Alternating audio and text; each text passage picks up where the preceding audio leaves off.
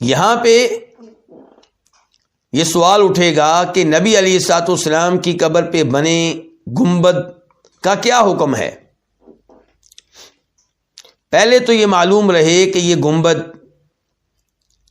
ابو بکر صدیق رضی اللہ عنہ نے نہیں بنایا، جناب عمر فاروق، جناب عثمان، جناب علی رضی اللہ تعالیٰ عنہ انہوں نے نہیں بنایا، کسی صحابی کا یہ عمل نہیں ہے، کسی تابعی کا یہ کام نہیں ہے، کسی تبع تابعی کا یہ کام نہیں ہے، 4 اماموں میں سے کسی امام نے یہ نہیں کہا کہ اس کو بنایا جائے۔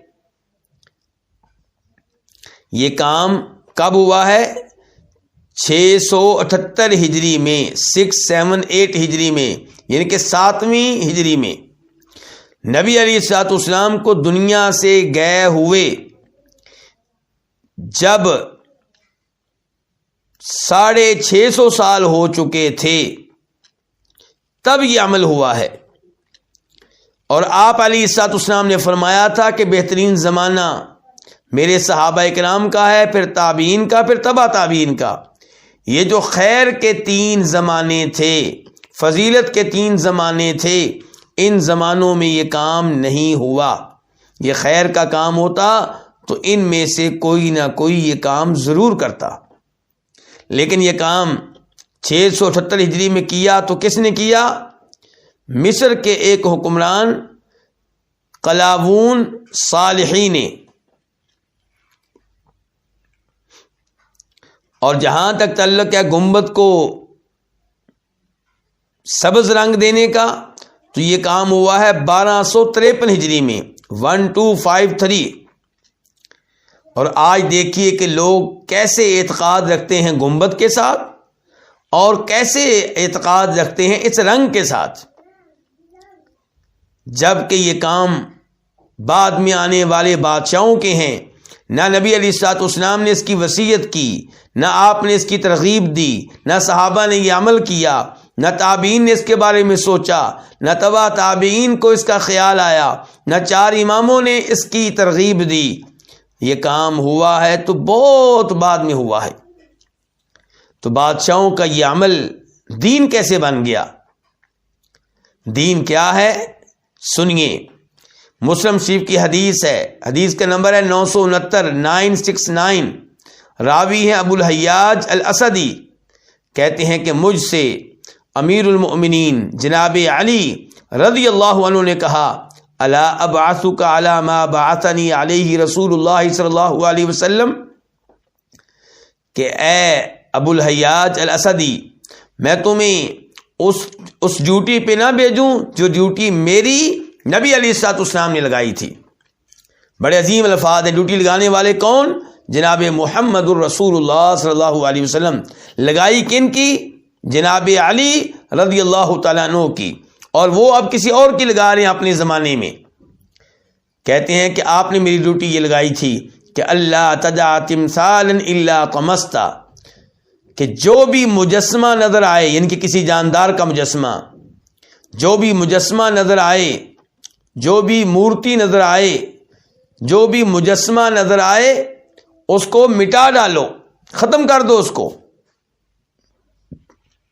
میرے وہ بھائی جو میرا درس اس وقت سن رہے ہیں، میری گزارش ہے کہ اپنے اپنے گھر کا جائزہ لیں، اپنے اپنے کمرے کا جائزہ لیں۔ آپ کے کمرے میں کوئی مجسمہ نہیں ہونا چاہیے، ہرن کا، شیر کا، کسی اور شخصیت کا۔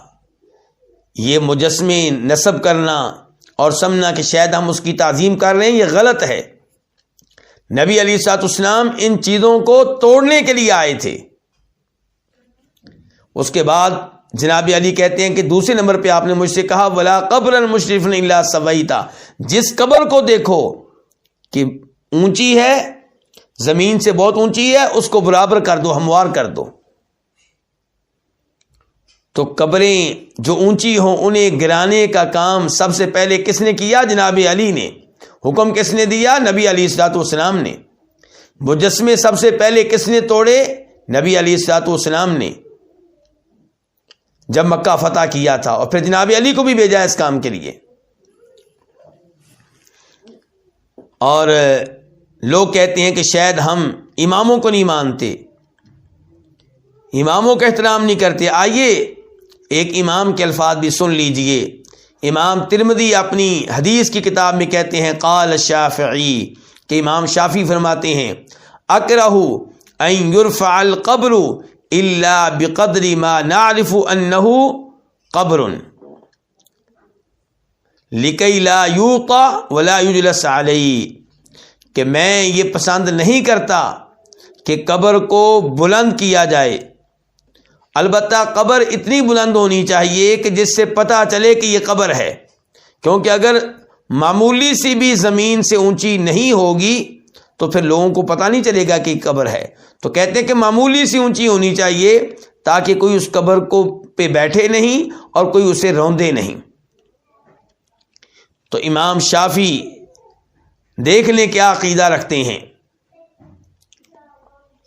اور ایک اور حدیث بھی سن لیں، مسلم شریف کی ہے، اس کا نمبر ہے 970 970، راوی ہیں جناب جابر رضی اللہ تعالی عنہ کہ نہا رسول اللہ صلی اللہ علیہ وسلم ان یجسس القبر، نبی علیہ الصلوۃ والسلام نے قبروں پہ چونا لگانے سے منع کیا ہے، وان یقعد علیہ، قبروں پہ بیٹھنے سے منع کیا ہے، وَأَن يُبْنَى عَلَيْهِ، قبر پہ کسی قسم کی عمارت بنانے سے، بلڈنگ بنانے سے، کمرہ بنانے سے آپ نے منع کیا ہے۔ یہ تعلیمات کس کی ہیں؟ نبی علیہ الصلوۃ والسلام کی۔